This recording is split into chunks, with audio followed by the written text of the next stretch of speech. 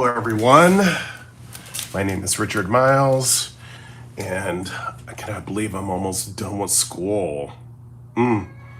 So I have one more class. It ends January 21st, and I'll have my second master's criminal justice legal studies, and I start my third master's in January as well. So I'm very excited.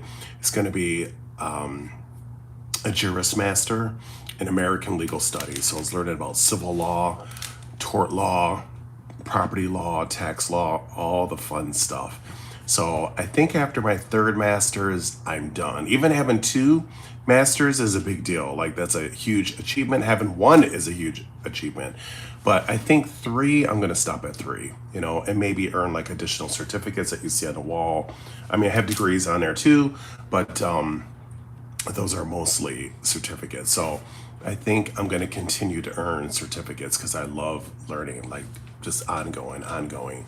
So I feel a lot better. I was kind of stressed out in the last 3 to 4 weeks because I was doing 2 classes at once, and then my third class started. So basically 3 classes at once, and I'm like, oh my God, at the graduate level, I don't think I'll ever do that again because I'm so stressed out, so tired, and I'm just now getting my health back together, but it was tough. Anyway, so a few things I want to talk about. Don't start acting up, throat. It's been clear all day until I'm going live. So anyway, for those that may not be aware, initially, I was going to be an anthropology major because I still have an affinity for anthropological research and studies, right? But the reason why I chose not to pursue a degree, a master's in anthropology, is because there's not a lot of opportunities. It's kind of I won't say it's a waste, the degree, or useless, but opportunities are just not abundant, right? So I figure that would be foolish to pursue a degree that is a master's degree and hard as hell, expensive, and it's not going to really do me any good. So instead of becoming an anthropology academician, I decided to become an anthropology autodidactic researcher, meaning that I research things on my own outside of academia, right? And I still have interest in the topic. I mean, of course I give readings and I produce music. I love all that stuff. But I'm fascinated by anthropology. I think it's because of my mixed heritage, growing up with, a biracial identity, and living in a house with a white parent and a black parent, white family, black family. So I think that's a huge part of it, and maybe there could be some other reasons to it that are not presenting themselves. But anyway, so I continue to read the same ignorance on social media that, I don't know, like, there are some times I feel like saying, I'm just gonna give up. I'm not gonna make any more videos or talk about it because it's very exhausting, to be honest with you. Like, trying to teach an adult, kids I can understand, but an adult about basic history and geography, it's exhausting. It really is, because you realize it's so abundant. Like, who really has time for that? But then there's something inside of me that says, no, Richard, you can't stop. You got to keep going. I'm like, okay, all right, whatever. But let's talk about one thing that drives me nuts is when people talk about Spanish speakers. So again, I'm going to try not to use any like sophisticated jargon or, sesquipedalian words. I'm going to try to keep it simple, but sometimes that side of me will, emerge or, pop out. So just letting you know in advance. But what drives me really crazy is when people act like Spanish is not a European language. Spanish is a European language. And it just boggles my mind when people are like, well, you know, it's strange to see a white person speak Spanish. I'm like, oh my God, what are you talking about? That is a white language. And I hate to say white and black. Listen, we're all human. You know, like if you're American, you're an American. Like I really get so sick and tired of compartmentalizing people and putting people in categories. It's so stupid to me. At the end of the day, we're all Americans. We're all human. Like we all have two arms. Well, some people have disabilities, but my point is we have more in common than differences, but people just want to just keep that racing going, and it just drives me nuts. So my response to those shallow-minded people would be, if you're going to continue spewing this nonsense about race, then at least get your shit together. Like, don't be spreading false information, because if you do, I'm going to correct you on it if I see it. I'm not going to sit back and pretend, oh, it's okay, forget it. No, because there are people that are affected, adversely affected by your ignorance, you know? So it's my obligatory duty to correct misinformation. So Spanish culture, that's language, religion, food, etc., is a European ethnicity. Like, I don't understand why people don't understand that. So let me flip this camera over. You see this map here? Keep it very simple. This is Europe, right? Now, there's Spain next to Portugal, or I should say contiguous to Portugal and France, right? Okay, you see, it's a European country, and I'm not saying it's better or worse. Please don't misconstrue what I'm saying. I just don't like misinformation, like when people say, oh, Egypt's not in Africa. Egypt is in Africa. It's on the continent of Africa. But I do understand, now I can't speak thousands of years ago, but today's Egyptians are not black sub-Saharan people. Okay, so just because you're from Europe still doesn't mean you're 100% white or European, because listen, ladies and gentlemen, people do cross borders. See how close North Africa is right there? Okay, people do cross borders. They don't stay in their backyards. They don't, sit in a chair just staring at the moon, counting the stars, roasting marshmallows, singing kumbaya. No, people do cross borders. People do mix and mingle. People do exodus from certain regions. I mean, come on now. People mix and mingle, they have children, and those children either, settle in France, Spain, Italy, or whatever, or North Africa and different parts of the world. But your soil doesn't always represent your ethnicity and your genealogy. I just want to make that very clear, because there's a thing known as migrations, as I mentioned before, crossing borders, exodus patterns, okay? Anyway, so Spain is a European country. It's a white European country. Now, do they have some mixed race Spaniards? Of course they do.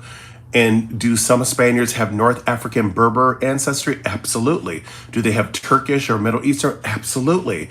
Do some of them have Sub-Saharan African? Absolutely. And so do Italians. So do some French. So do some Serbians and Greeks, etc. Yes, it comes up in their DNA ancestry results. So we're not going to pretend like people don't cross borders, ladies and gentlemen. Let's not be shallow-minded here.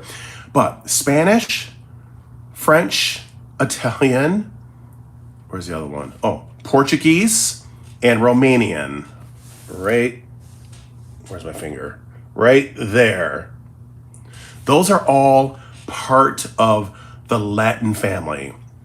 So Latin is the monogenesis of Italian, French, Spanish, Portuguese, and Romanian. And in fact, Italians are the original, the first people to descend from Latin. They are the original Latinos, are the Italians. The original.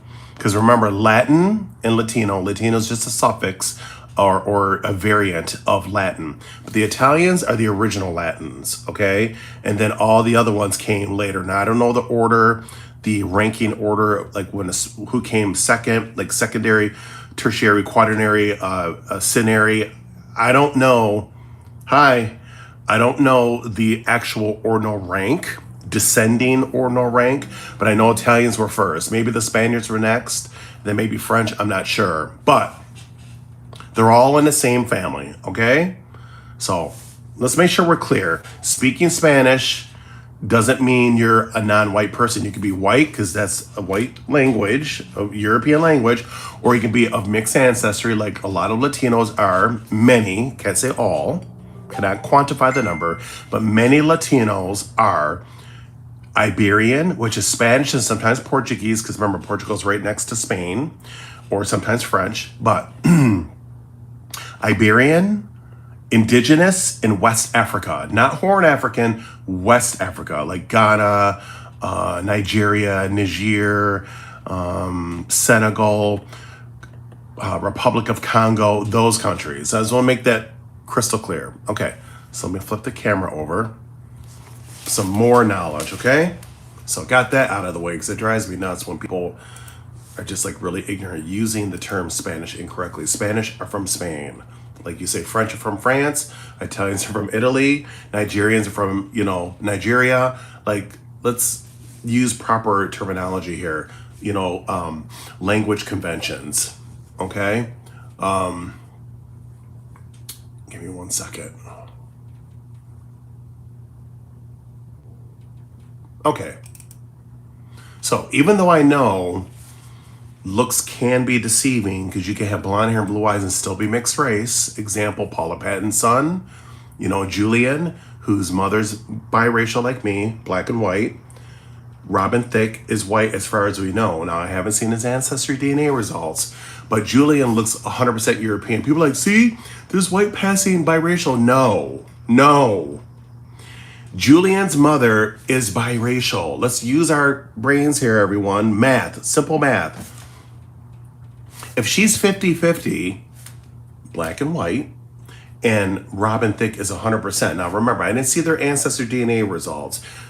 Paula may be 53-47. I don't know for sure, but just to simplify things, she's 50-50, okay? And then Robin Thicke is 100%. Again, just taking it for face value. When they have kids, like the son they have, Julian, how on earth is Julian 50-50 when his mother's 50-50? Think. If daddy is given 50%, that's already 50% from dad. Now we have another 50% coming from mom, and she's black and white. Do you think she's going to just pass all white or all black? No. Usually it's like a lotto. She's going to pass either maybe 30% black, 20% white, or 25-25. It's any variable. But obviously she passed substantial amount of white ancestry in conjunction with Robin Thicke. And guess what? Now they have a phenotypical white child. Common sense. And I don't know why people are not understanding this, that mixed race people like myself, we have kids too. Like, we're not celibate. We have children just like everyone else on, the face of the earth. So I don't understand why some folk don't understand that one parent could be biracial, like black and white, or Asian and white, Arab and Native American, because there's lots of different variables of mixed ancestry. But, people like to focus on the polarized black and white because of history and stuff. But the point is that we have kids too, just like everyone else. So, I mean, two parents can both be mulatto or biracial. Example, Misty Copeland, the ballerina, the principal ballerina that always says she's a light-skinned black woman. No, you're biracial, you're just second generation, but both of her parents are mulatto. Vanessa Williams, both of her parents were multi-generational mix. They weren't mulatto, like, meaning that both parents had a white and black parent. No, she had two parents, they were multi-generational mix. But if you dig deep enough into her family tree, you'll discover that her parents came from a biracial progenitor. Because, they have kids too, right? That's how it started. So this is why when she had her ancestry DNA results, she came out to be like 44% European. And she's like, oh my God, I traced my family. My family went through my family history and I didn't see any white people. Is because you have a whole lineage of mixed ancestry, like mixed race people that kept marrying people that were similar to them. Now, but if you dig a little bit, further into your gene pool, you'll see, because sometimes records are limited, right, that your original ancestors were in fact biracial, like myself, because we're the ones that produce different shades. As we started, then, because we have kids, right? So anyway, basic, common sense. And then there's another thing known as atavism, where you can look predominantly white or predominantly black, and then all of a sudden you have a child that looks very different. And you're like, where is this coming from? There's a concept known as atavism. Atavism is just a fancy word for gene hopping, right? That sometimes you can manifest physical traits that come from an ancient antediluvian progenitor or progenitors. That's known as atavism. Look it up. It's rare, it's real, but it's very rare, but it does happen, okay? So, example. What's her name? The actress, give me a second. Jennifer Beals. She's a white passing, like if you were to put her in Italy, Spain, and Portugal, or Sicily, she'll blend right in. Like you wouldn't say, oh, she's part black. No, she would blend right in, even though a lot of those people are mixed. Let's see, it gets complicated. But my point is that she would blend into those ethnicities because of her features, right? She has loose, silky, dark hair, aquiline features, sharp nose, aquiline features. She just has a very Roman-like facial features, right? Romanesque, if that's a word. Facial features. Is because her father, even though he was I believe he passed away, very dark skin, but he still has some mixed ancestry somewhere. Even though he looked like he was from West Africa, but most likely he had some kind of mixed ancestry somewhere.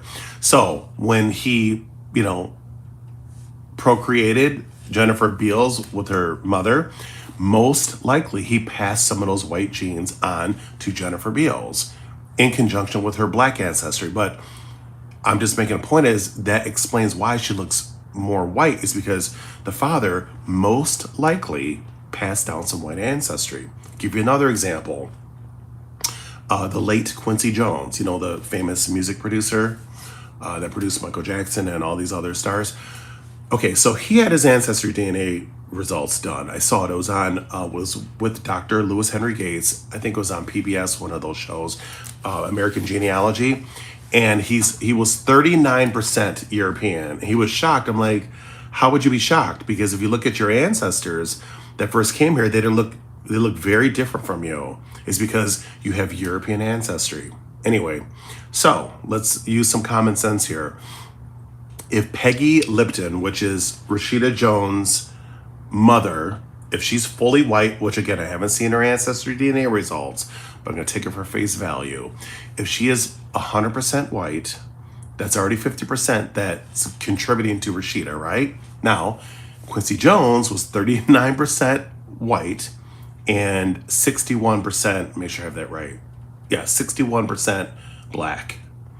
So that means out of his gene pool, he most likely passed down not just his black, but also his white ancestry to his daughter too. So that's going to put her over 50%. So I would think logically, if a person is over a certain percentage, for the most part, they're going to physically or phenotypically represent that majority. I would think common sense. Now, there may be some exceptions, but I'm talking about majority of the time, that would make sense. That would be a logical thing to deduce, right? Well, her mother's white, that's 50%, and Quincy was black and white. Now, I wouldn't say he was close to biracial. Well, it depends on what you consider close to biracial. I mean, he's near 40%, so that's kind of, treading the biracial territory. But that makes sense why she's more white passing, is because she's not 50-50 like Obama. Now, I didn't see Obama's father's ancestry DNA results. He was Kenyan, but he still had the physical or the morphology of a sub-Saharan African, even though I know Kenya, I don't believe it's in sub-Saharan, it's East Africa, right? But anyway, he had the features of more like Bantu people, right? The very, very dark skin, the 4C hair, like he didn't have horn features like Ethiopians, Eritreans, Yemenites, Somalians, because they tend to have Middle Eastern ancestry. such as Arabian and also North African, which are Berbers. They tend to have that. So this is why they look so different from West Africans, because they tend to have mixed ancestry, but multi-generational. So it's basically mixed people marrying and procreating with other mixed people for many generations. Hence the term multi-generational. So, and genes don't expire, ladies and gentlemen. Even if it happened 500 years ago, genes are not like edibles and potables. They do not expire. It just gets maintained or just gets passed down. Anyway, so that makes sense as to why Rashida looks white passing, because she's not 50-50 like Obama. Do we get it? Give you another example. The singer Seal. You know Seal? I love Seal. I have some of his albums, and I'm also a music producer as well. But Seal's beautiful children look more black than biracial, is because he is, for the most part, a pure black African. Even though I didn't see his ancestry, but look at his features. Even though I know looks are not always 100% indicative of genotype, I get that. But to keep things simple, and in most situations or many situations, it usually that's the case. But again, I can't say it all because that's an absolute. But if you look at his beautiful children, they look predominantly black. And you're like, wow. Now they are black passing is because he's a pure black African. That's what I assume.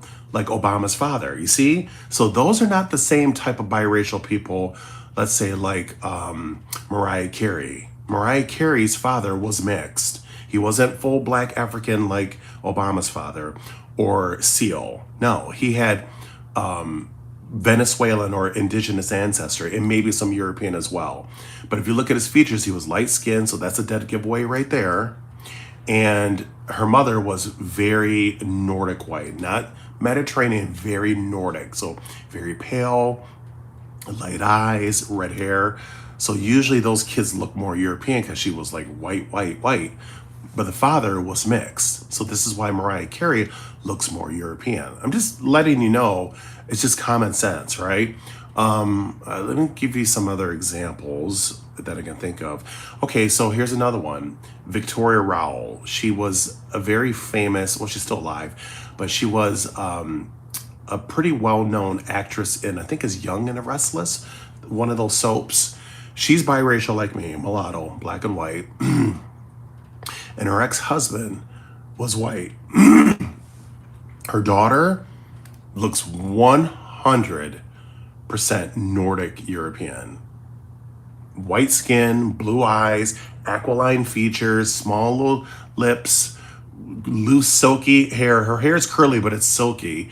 And it's still European hair. It's just curly, but it's not like, you know, type 3 hair. No, it's European textured hair. It's just curly because, you know, white people have curly hair too.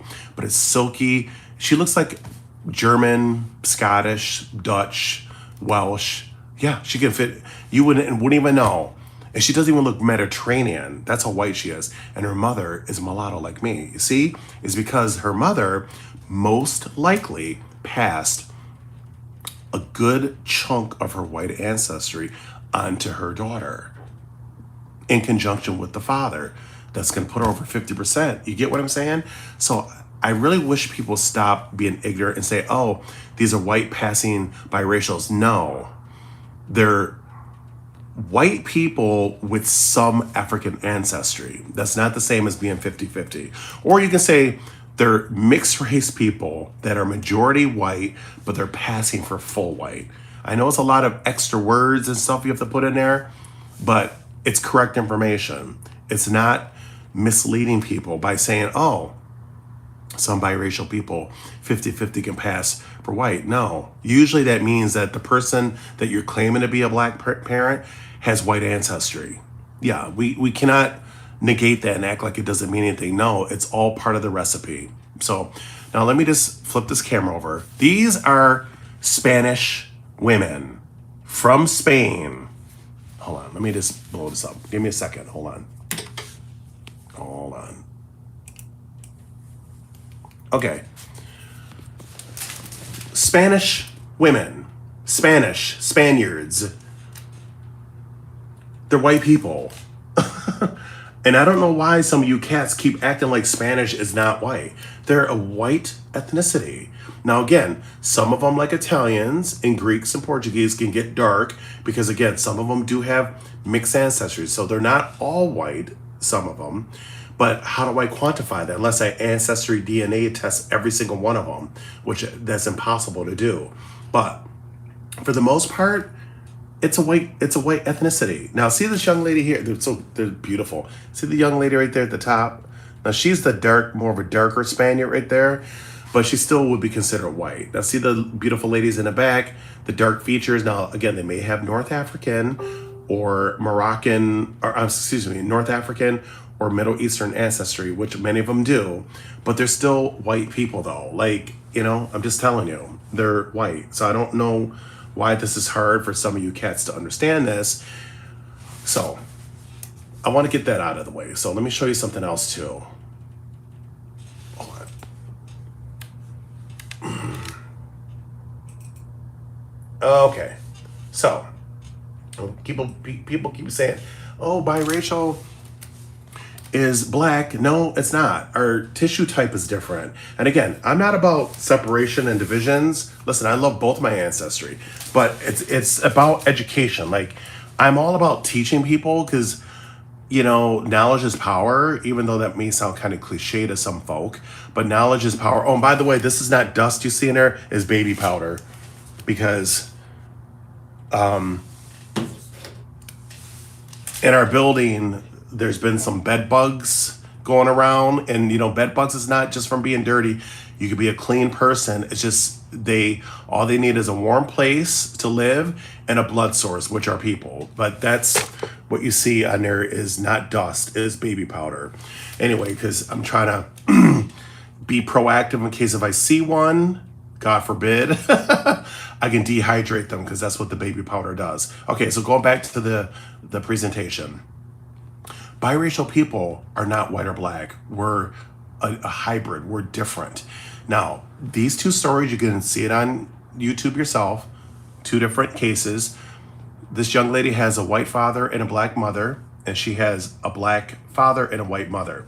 Both of them are biracial. One's not less or greater than the other, both biracial, but our tissue type is different. So if I needed a bone marrow transplant, let's say if I have MDS, which these two ladies have, is myelodysplastic syndrome, which means that the bone marrow does not produce enough or sufficient red blood cells, and it can devolve to leukemia.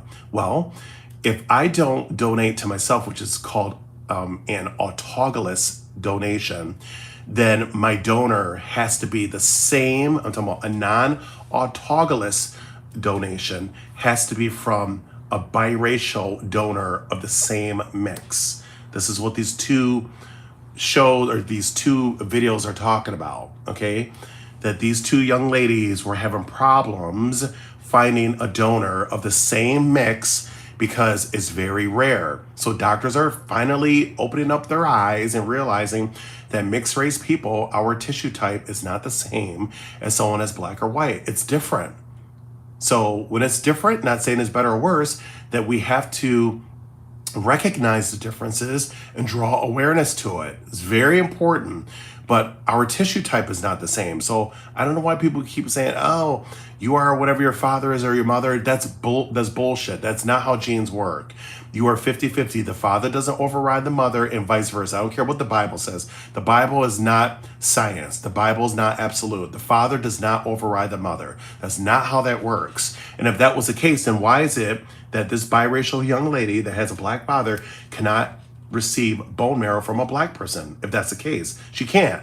Has to be another biracial person, just like this young lady. It doesn't matter which father is black or white or vice versa with the mother. So I just got that out of the way. Let's get to the next slide.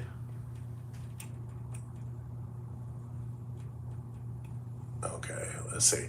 Now, in terms of our original ancestors, because I know some of these cats like to play dumb, like they don't know, because deep down inside is they're not proud, they're actually ashamed, because in our society, because of historical racism, black features are, taught from baby on that they're unattractive, unappealing, non-palatable, you know, threatening to the white ideal, all these negative things and all these tropes that go with it, right?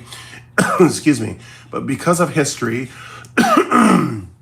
excuse me, black features are not celebrated. And that's a damn shame because God doesn't make mistakes. All features are beautiful, right? If we had a salad bowl and all we had was lettuce in a salad, that would be so boring. You have to have diversity in a salad to make it salubrious, right? Make it delicious and healthy. Well, same thing with people. If we all look the same, if we all look like we're mulatto, that would be boring as hell. You got to have diversity. So when it comes to our original ancestors from West Africa, not Horn Africa, West Africa, they didn't arrive on American soil as light skin, blue-green eyes, long, silky, type 2, 3 hair. No, they were extremely dark skinned, 4C hair and dark eyes. And I don't understand why some of you like are having like comprehension problems. Like, how do you not understand this? It's very, very basic, okay? Let's not play a game like you don't know what I'm talking about. They had a certain look, a certain phenotype. See? Where's the shades? I get so sick and tired of reading the same ignorant, gormless nonsense. Oh, we come in all shades. No, you don't, man. And ma'am, man and ma'am, you don't come in all shades. Mixed race people come in all shades. Original Africans that were brought to America were not light skinned. Where are you guys getting this nonsense from? Honestly, like where? Show me where the light skins are. No, light skin comes from race mixing. And even if you say, oh, I have two black parents, no, you have two mixed race parents or two multi-generational mixed race parents. And the siblings, unless they're identical twins, can come out differently. You want to know why? It's because, remember the Punnett square in Human Bio 101? You don't inherit the same exact genes from both parents unless you're identical twins. Not fraternal twins, identical twins. So if you're not identical twins, let's think here now. If I'm getting 50% of mom's DNA, which is random, stochastic, right? Stochastic, like a lotto. Any random genes out of her 100%, it's like closing my eyes and just grabbing a bunch of genes until I hit 50%, right? It's any variable in terms of I may inherit 5% of her German ancestry, 30% of her Spaniard ancestry. I'm just giving you an example. Now, my other brother or sister from the same two parents may inherit completely different ancestry out of that 100%. Do you get what I'm saying?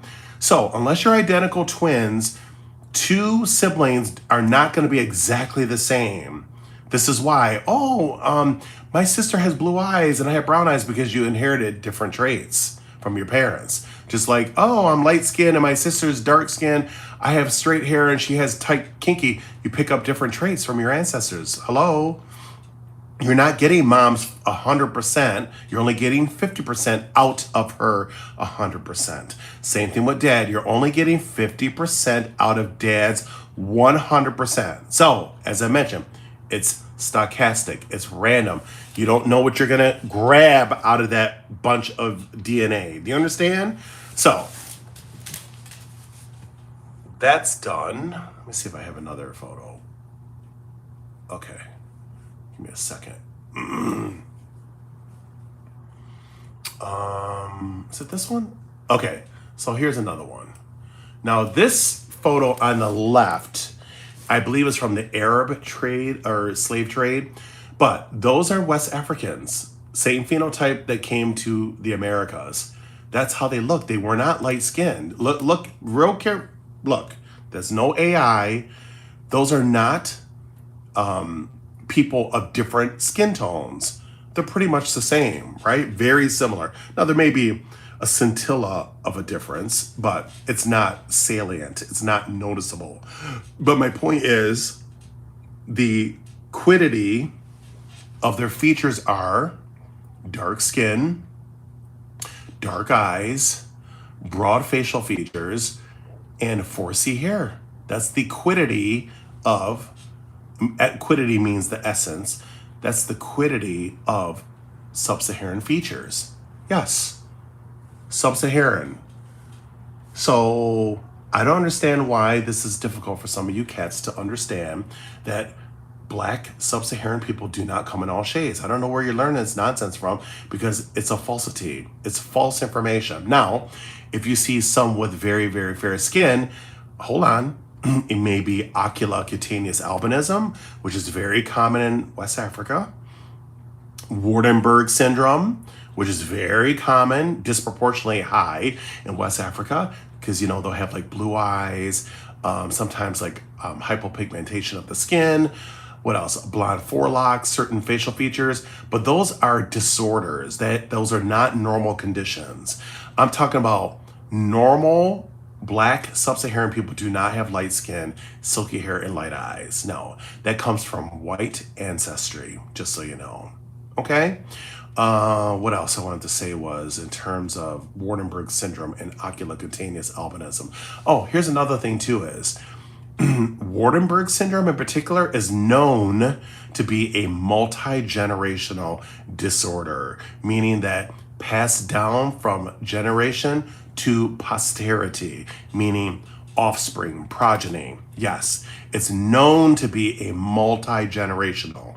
So usually if parents have it, their kids are going to have it. And then when the kids have kids, their kids are going to have it.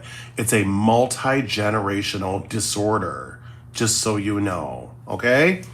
All right, now let's get back to biracial people. Quadroons, octoroons, mustafinos, etc. So these are mixed race women. Mixed race women.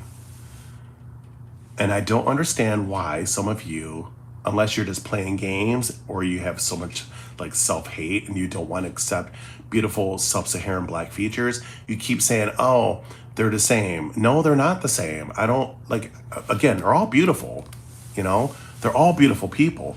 But I don't understand how some of you can see the difference between, I hate to compare us to animals and fruits and vegetables, but if you can see the difference between an orange and a tangerine, you cannot tell me you can look at these women and not tell the difference between a mixed race woman and a Black woman. I don't understand how you don't see the difference unless you're just playing games and you're just so full of self-hate that you don't want to admit it. These are beautiful Black women. Black women. See? Beautiful. Gorgeous. I love anyone that's natural and doesn't wear fake hair and bleach your skin and wear fake eye contact lenses, whatever, to try to fit in. These are beautiful, natural, gorgeous Black women, okay? And these are gorgeous mixed race women. How are they the same? I really want to know. Like, let me just do it this way. Make sure. Now, oh, shoot, hold on. I'm not really good at this, as you can see. I have my strengths. This is not one of them. All right, so those are mixed race women with their natural hair. And that's a Black woman. Gorgeous, all of them. Equally beautiful. One's not better than the other. But how are you going to tell me they're the same? Please explain. When I look at her ancestry DNA results, what do you think is going to show up? Black, sub-Saharan African. When I look at hers, she's going to have substantial white and Black ancestry. Same with her. Same with her. So let's stop the bullshit. Like, you don't know the difference? There's a clear difference. And there's no such word as a light-skinned Black person. That's an oxymoron. That is false information. If they're light-skinned, they have mixed ancestry. And biracial is not the only form of being mixed. Yes, I understand that that's the epitome of being mixed. I get it. But what about when we have kids?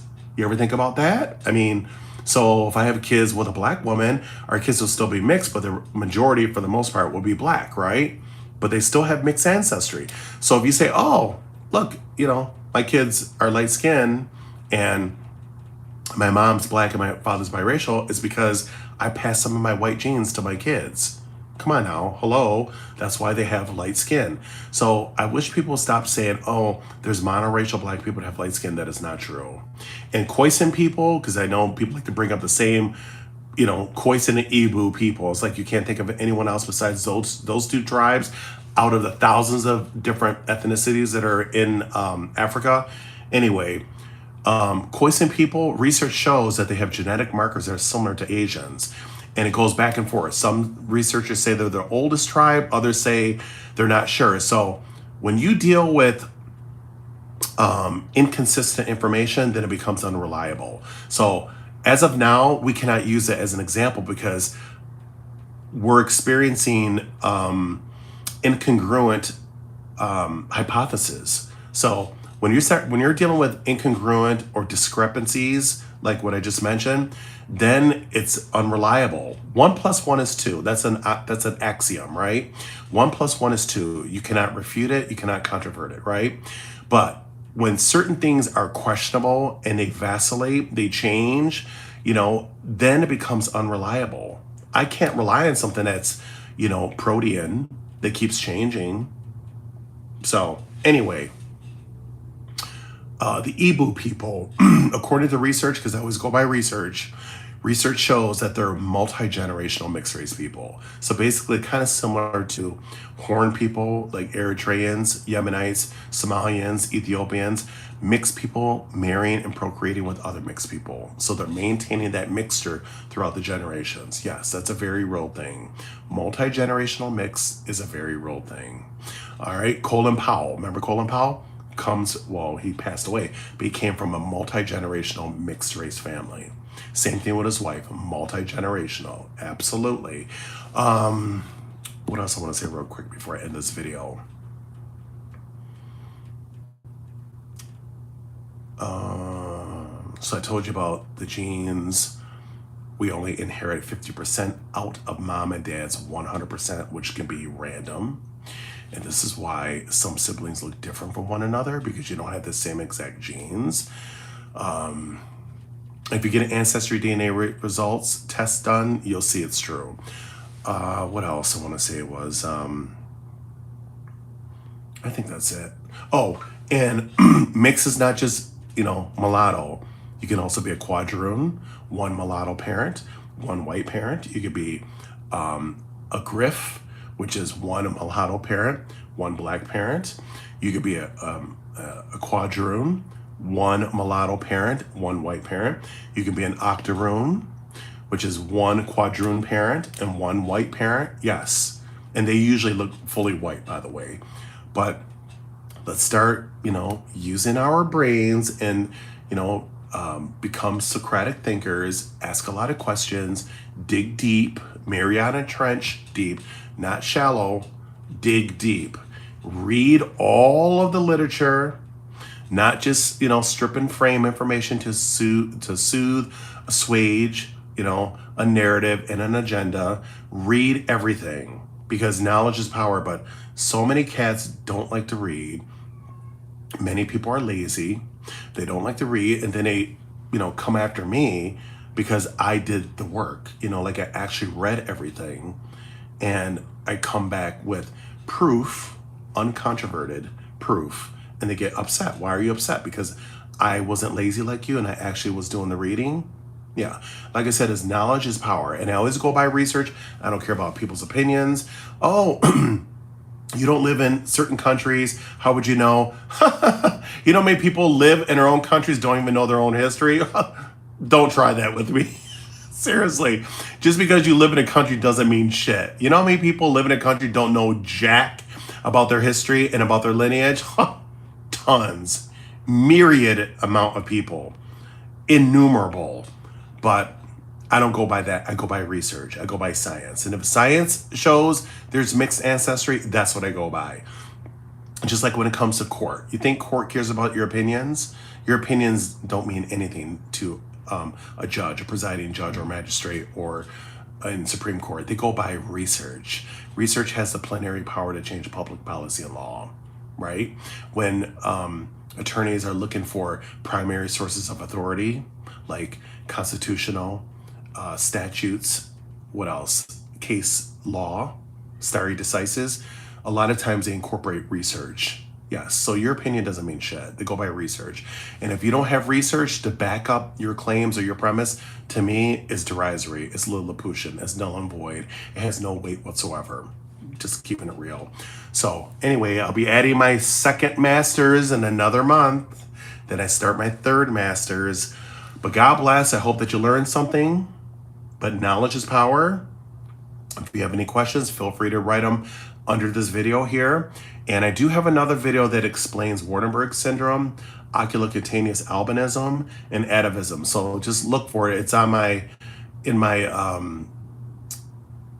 page. You have to kind of go through sift through the videos, but it's there. I have a couple videos that talk about it. But God bless, take care, and I hope that you learned something. Good night.